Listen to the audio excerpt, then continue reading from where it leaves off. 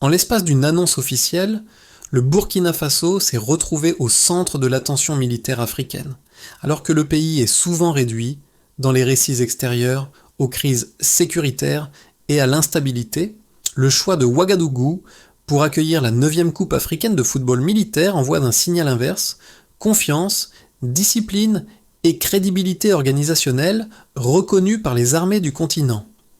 Pourquoi un tournoi sportif réservé aux forces armées révèle-t-il autant sur la position actuelle du Burkina Faso et sur la manière dont l'Afrique perçoit son leadership sous Ibrahim Traoré? Un fait discret, mais porteur d'un message stratégique durable. Cet épisode ne se limite pas à l'organisation d'un tournoi sportif militaire. Il sert de point d'entrée pour comprendre de ce que révèle réellement cette décision collective prise par les institutions militaires africaines, et pourquoi elle intervient à ce moment précis. L'enjeu central n'est pas le football, mais le message implicite porté par le choix de l'hôte dans un contexte régional souvent décrit à travers le prisme de la crise et de l'urgence sécuritaire. L'objectif de cette analyse est clair. Il s'agit de montrer comment un événement apparemment technique devient un indicateur de confiance, de crédibilité et de reconnaissance institutionnelle entre armées africaines. En suivant le fil des faits disponibles, il s'agit d'identifier ce que ce choix dit du positionnement actuel du Burkina Faso, de sa capacité organisationnelle et de la manière dont ses partenaires africains évaluent ses forces armées selon leurs propres critères. Au-delà du symbole, les enjeux touchent à la coopération continentale, au soft power militaire et à la construction d'un récit africain autonome fondé sur la discipline, la responsabilité partagée et l'action concrète plutôt que sur les déclarations. 12 équipes militaires africaines ont confirmé leur participation à cette 9e édition. Ce chiffre, en apparence logistique, constitue déjà une première révélation. Il implique une coordination, une confiance mutuelle et un engagement institutionnel que peu d'événements militaires continentaux peuvent aujourd'hui rassembler sans tension visible. Ce rassemblement n'est pas improvisé, ni symbolique, s'il résulte de consultations formelles entre autorités militaires africaines et d'une validation collective du pays hôte. Le choix du Burkina Faso s'inscrit dans une continuité historique souvent ignorée. Ouagadougou avait accueilli la toute première édition de cette compétition il y a plusieurs décennies, établissant alors un précédent durable dans le sport militaire africain. Le retour de l'événement dans la même ville n'est donc pas anodin. Il fonctionne comme un rappel institutionnel de la place occupée par le pays dans cette tradition continentale. Cette mémoire partagée pèse dans la décision actuelle bien au-delà des considérations sportives. Dans les cercles militaires africains, les critères de sélection ne reposent pas sur les récits médiatiques dominants, mais sur des normes internes. Discipline, respect du protocole et des capacités logistiques et fiabilité organisationnelle. À ce titre, le Burkina Faso est perçu différemment de l'image souvent projetée à l'extérieur du continent. Les forces armées y sont considérées comme cohérentes, structurées et engagées dans la coopération régionale. Ce décalage entre perception externe et jugement interne éclaire le sens politique de l'événement. Sous la présidence d'Ibrahim Traoré, l'armée est présentée non seulement comme un instrument de sécurité, mais aussi comme une institution morale, porteuse de discipline et de responsabilité collective. L'accueil de cette compétition militaire vient matérialiser cette orientation sans discours appuyé. Ainsi, la mini-révélation tient moins dans l'annonce elle-même que dans ce qu'elle révèle silencieusement. Une confiance africaine qui s'exprime par l'action, avec un cadre où la coopération militaire devient un langage commun, loin des narrations extérieures dominantes. Pour comprendre l'impact immédiat de cette décision, il faut observer les acteurs concrets mobilisés dès l'annonce officielle. Les forces armées burkinabées deviennent le point de convergence d'unités venues de différents pays africains, chacune apportant ses propres pratiques, ses exigences et ses attentes en matière d'organisation.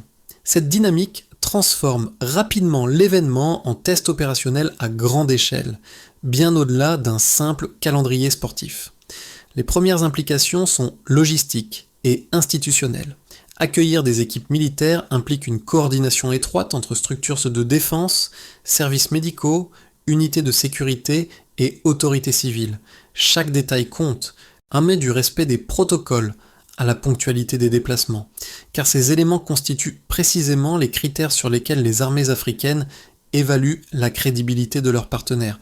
Dans ce cadre, le Burkina Faso ne joue pas un rôle passif d'hôte, mais celui d'un organisateur observé et jugé par ses pairs.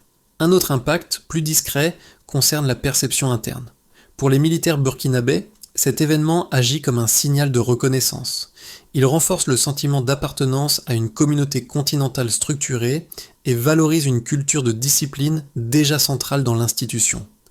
Cette reconnaissance externe a un effet direct sur le moral, la cohésion et la légitimité interne des forces armées. Enfin, l'impact s'étend au registre symbolique.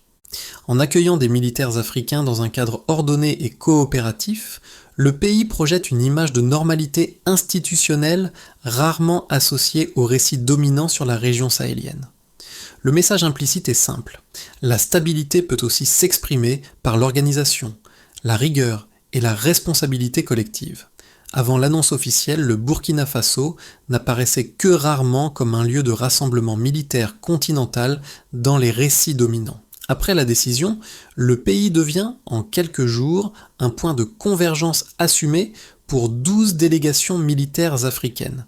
Ce basculement, rapide mais structuré, marque le début d'une séquence d'événements qui suit une logique claire, activation, montée en intensité, puis résonance politique et institutionnelle. D'abord, une phase d'activation commence par des consultations internes au sein de l'Organisation du sport militaire en Afrique. Ces échanges, menés entre autorités militaires africaines, évaluent la capacité du pays hôte à répondre à des exigences strictes, sécurité, logistique, discipline protocolaire et coordination interinstitutionnelle. La validation du Burkina Faso n'est pas un geste de courtoisie, mais l'aboutissement d'un processus de sélection fondé sur des précédents historiques et des performances organisationnelles observées dans le temps. L'annonce publique officialise ce consensus déjà construit en amont. Ensuite vient la phase de montée. Une fois le choix rendu public, les mécanismes opérationnels s'enclenchent rapidement. Les forces armées burkinabées activent leurs structures logistiques, sanitaires et sécuritaires pour accueillir les délégations. Les calendriers sont harmonisés, les protocoles partagés et les responsabilités clairement réparties.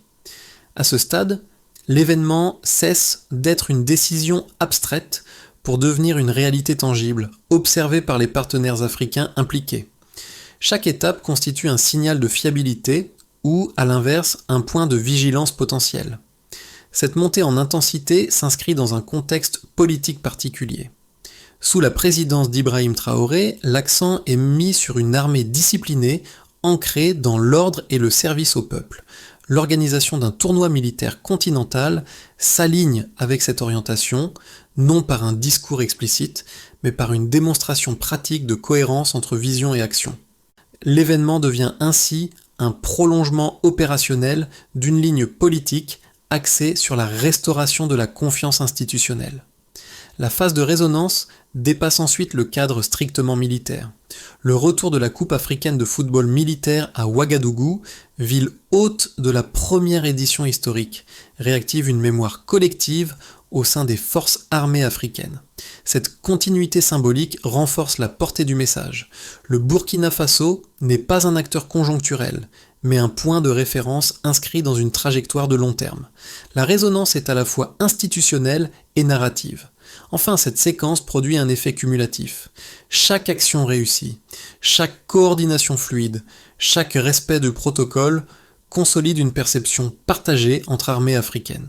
Ça, le pays est observé non pas à travers des prismes extérieurs, mais à partir de critères internes de discipline et de responsabilité. Cette dynamique transforme un événement sportif en indicateur stratégique discret mais durable de crédibilité continentale. Au point de départ, le sport militaire en Afrique est souvent perçu comme un volet secondaire, cantonné à la préparation physique et à la symbolique. Après la décision d'accueillir la 9e Coupe africaine de football militaire à Ouagadougou, ce cadre change sensiblement. Le sport apparaît comme un indicateur opérationnel de discipline, de coordination et de fiabilité institutionnelle. Ce glissement du périphérique vers le central, constitue le premier delta observable. D'abord, un indicateur concerne la capacité organisationnelle. Seulement accueillir 12 équipes militaires implique une chaîne logistique complète, sécurité des délégations, services médicaux, hébergement, transport et respect strict des protocoles. Dans les standards du sport militaire africain, ces éléments sont évalués non pas de manière déclarative, mais à travers leur exécution. Le fait que le Burkina Faso soit retenu indique que ses capacités sont considérées comme acquises ou démontrées, sur la base d'expériences antérieures et de coopérations régionales existantes. Ensuite, un indicateur touche à la discipline institutionnelle. Le football militaire n'est pas conçu comme un divertissement, mais comme une extension de la formation. Les matchs exigent maîtrise de soi, respect de l'autorité, acceptation des règles et coordination collective. Ces exigences reproduisent, dans un cadre sportif, les principes fondamentaux du service militaire. Le choix du pays hôte repose donc sur la conviction que ces principes sont effectivement intégrés et appliqués par les forces armées locales, au-delà des situations d'entraînement. Enfin, un indicateur concerne la confiance entre pairs. Dans les cercles militaires africains, la coopération repose sur des normes internes plutôt que sur des labels externes. Le fait de confier l'organisation d'un événement continental à un pays donné traduit une reconnaissance mutuelle fondée sur l'expérience partagée et l'observation directe. Cette confiance est cumulative. Elle se construit au fil des interactions, des exercices conjoints et des engagements communs. L'événement sportif devient alors un révélateur de cette accumulation silencieuse. Le delta le plus significatif apparaît dans la dimension narrative. Là où le Burkina Faso est souvent décrit à l'extérieur comme un espace d'instabilité, l'organisation de cette compétition projette une image alternative, structurée et ordonnée. Cette image n'est pas imposée par un discours, mais produite par un dispositif concret. Sous la présidence d'Ibrahim Traoré, cette approche privilégie l'action visible à la rhétorique en alignant les initiatives institutionnelles avec une vision de discipline et de responsabilité collective.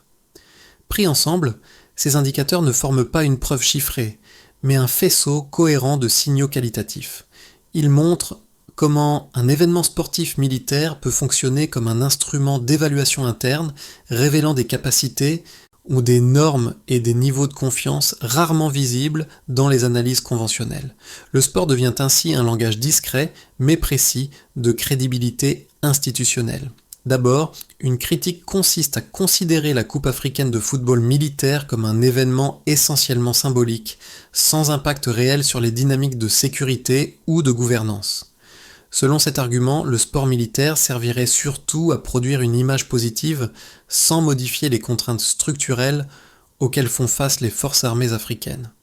Dans cette lecture, l'organisation d'un tournoi ne ferait que masquer temporairement des fragilités plus profondes liées au contexte régional. Un autre argument critique avance que ce type d'événement relèverait d'une communication institutionnelle destinée à renforcer la légitimité interne des autorités militaires. Le sport serait alors utilisé comme un outil de cohésion interne et de projection narrative, plutôt que comme un indicateur fiable de capacité opérationnelle ou de coopération durable. Cette approche souligne le risque de confondre discipline sportive et efficacité militaire réelle. Ces deux arguments méritent d'être pris au sérieux car ils reflètent des réserves souvent exprimées dans les analyses externes. Toutefois, les données issues du fonctionnement du sport militaire africain apportent une réponse nuancée. Contrairement aux compétitions civiles, les tournois militaires sont intégrés à des cadres institutionnels stricts mais où l'organisation elle-même fait l'objet d'une évaluation entre pairs. Le choix du pays hôte repose sur des critères opérationnels précis, observés dans la durée, et non sur une simple opportunité médiatique. De plus, la coopération militaire africaine accorde une importance particulière à l'expérience partagée. Accueillir des délégations implique une exposition directe aux pratiques organisationnelles, à la discipline quotidienne et à la capacité de gestion sous contrainte. Ces éléments sont difficiles à simuler et rapidement visibles pour des partenaires habitués à des standards communs. Dans ce contexte, l'événement agit moins comme une vitrine que comme un audit informel, mais rigoureux. Enfin, sous la présidence d'Ibrahim Traoré, l'accent mis sur la cohérence entre vision et action renforce la portée de cette démarche. L'événement ne prétend pas résoudre des enjeux structurels, mais il fournit un signal crédible sur la manière dont les forces armées burkinabées sont perçues par leurs homologues africains. Le sport militaire devient ainsi un espace de validation pratique plutôt qu'un simple outil narratif. Le point de bascule apparaît lorsque l'événement est relu non plus comme une initiative sportive, mais comme un mécanisme de diplomatie militaire douce. À ce stade, la Coupe africaine de football militaire cesse d'être un simple cadre d'échange physique pour devenir un espace politique discret où les armées africaines se rencontrent selon des règles communes, sans médiation extérieure. Cette structure partagée change la lecture de l'événement. La révélation centrale tient dans cette normalisation. En réunissant des forces armées issues de contextes nationaux différents, le tournoi crée un terrain neutre où la hiérarchie, les grades et les tensions géopolitiques sont temporairement suspendus au profit de protocoles identiques. Cette égalité procédurale constitue le cœur du message. La coopération militaire africaine peut fonctionner selon ses propres normes sans validation externe. Dans ce cadre, le rôle du pays hôte prend une dimension stratégique. Le Burkina Faso n'agit pas seulement comme organisateur logistique, mais comme garant du bon fonctionnement de cette neutralité institutionnelle. Chaque détail respecté renforce la crédibilité du dispositif dans son ensemble. Sous la présidence d'Ibrahim Traoré, cette approche s'inscrit dans une vision plus large d'autodétermination africaine, exprimée par des actions concrètes plutôt que par des déclarations politiques. La révélation médiane est donc claire. L'événement révèle une capacité collective à produire de l'ordre, du respect mutuel et de la coopération sans confrontation ni rhétorique. Le sport devient un langage politique silencieux, mais immédiatement lisible par ceux qui en partagent les codes. Les effets de l'accueil de la Coupe africaine de football militaire ne se limitent pas au cadre symbolique. Ils produisent des conséquences tangibles, observables à plusieurs niveaux selon les acteurs impliqués. Pour les États participants, l'événement fonctionne d'abord comme un espace de validation mutuelle. En se réunissant dans un cadre organisé et discipliné, les autorités militaires confirment leur capacité à coopérer sans supervision extérieure. Cette interaction régulière renforce des canaux de confiance souvent mobilisés ensuite dans des contextes plus sensibles, notamment en matière de coordination régionale. Pour les forces armées, l'impact est plus direct. Le tournoi agit comme un exercice collectif élargi où les pratiques organisationnelles, la gestion du temps et le respect des règles sont mis à l'épreuve. Les unités participantes observent, comparent et ajustent leurs propres standards à partir de ce qu'elles constatent sur le terrain. Dans le cas du Burkina Faso, cette exposition place ses forces armées dans une position d'hôte évaluée, mais aussi de référence potentielle, lorsque l'organisation répond aux attentes partagées. Du point de vue des sociétés civiles, même si l'événement reste militaire par nature, les retombées sont perceptibles à travers l'image projetée. Sans la présence de délégations étrangères, l'ordre visible et la coopération affichée offrent un contre-récit aux représentations dominantes de désorganisation. Cette image contribue à normaliser l'idée d'institutions fonctionnelles capables de gérer des responsabilités continentales. Elle agit ainsi sur la perception interne, en renforçant un sentiment de dignité institutionnelle. À l'échelle régionale, les conséquences prennent une dimension géopolitique discrète. Dans un Sahel souvent décrit comme fragmenté, l'événement montre une autre réalité, celle de forces armées africaines capables de se rassembler autour de règles communes et d'objectifs non conflictuels. Cette démonstration pratique pèse dans les équilibres symboliques régionaux en rappelant que la coopération reste possible malgré les divergences politiques. Sous la présidence d'Ibrahim Traoré, ces effets convergent vers un même point, l'alignement entre discours de souveraineté et pratiques institutionnelles. L'événement ne transforme pas à lui seul les rapports de force, mais il produit une accumulation de signaux crédibles. Ces signaux, répétée et observée par les partenaires africains, contribue à repositionner progressivement le Burkina Faso comme un acteur fiable, capable d'assumer des responsabilités collectives sans emphase ni provocation. Ainsi, la conséquence la plus durable réside peut-être dans cette normalisation silencieuse.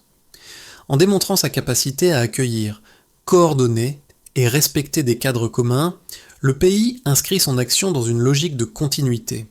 Le tournoi devient alors moins un point culminant qu'un jalon, plein révélateur d'une trajectoire institutionnelle en construction.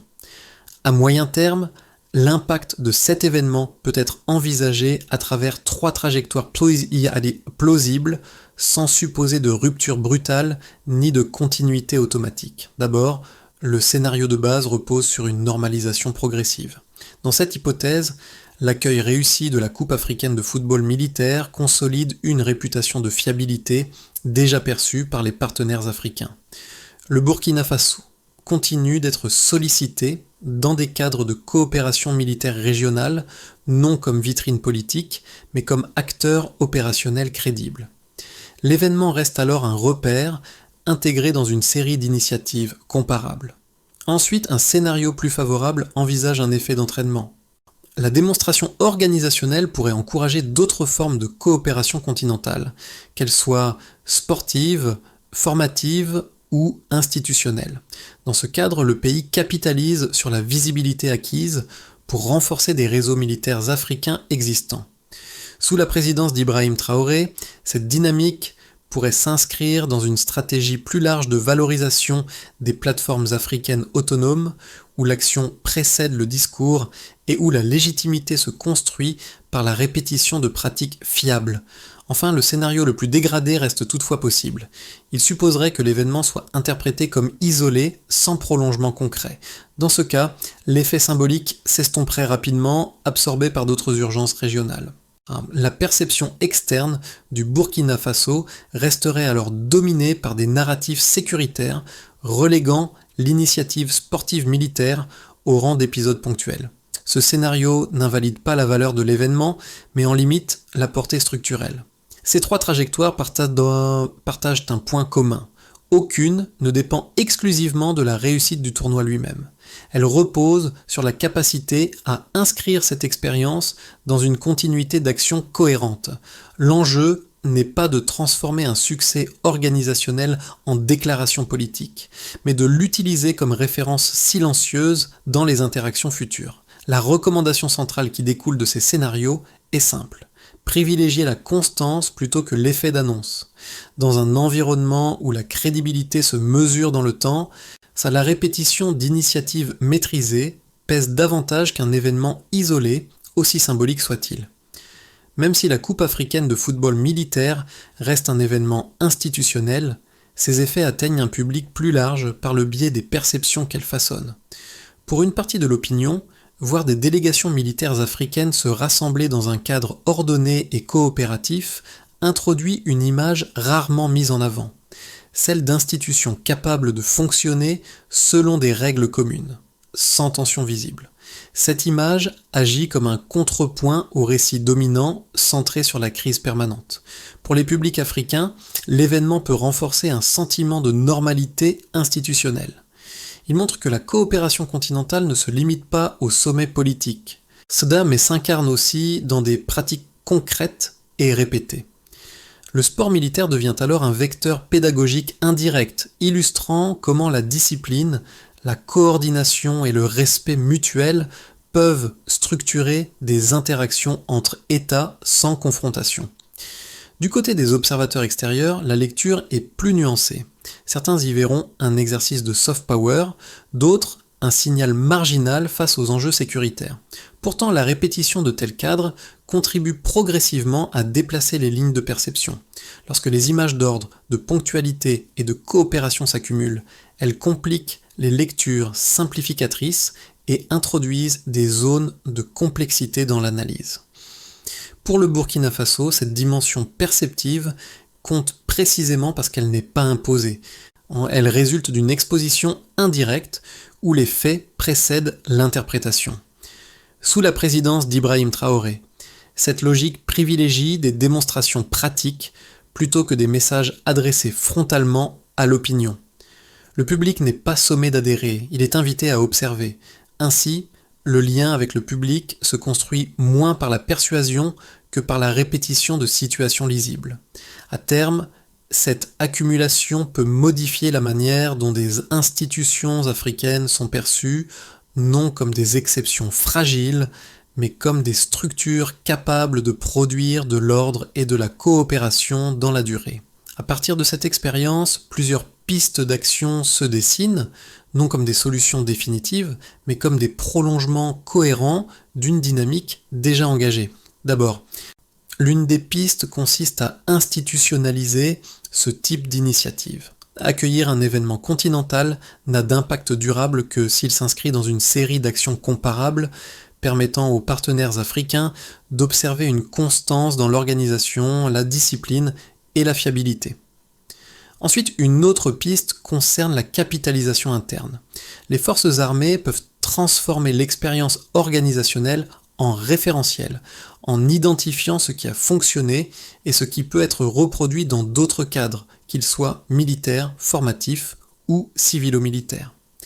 Cette logique de retour d'expérience renforce l'apprentissage institutionnel et évite que l'événement reste isolé. Elle permet aussi d'aligner pratiques quotidiennes et standards observées à l'échelle continentale. Enfin, une troisième piste touche à la coopération régionale. L'événement crée des contacts, des routines et des habitudes de travail entre armées africaines. Formaliser ces liens, même de manière progressive, contribue à renforcer des mécanismes de confiance déjà existants. Dans ce cadre, le sport militaire agit comme un point d'entrée pragmatique vers des échanges plus structurés, sans surcharge politique.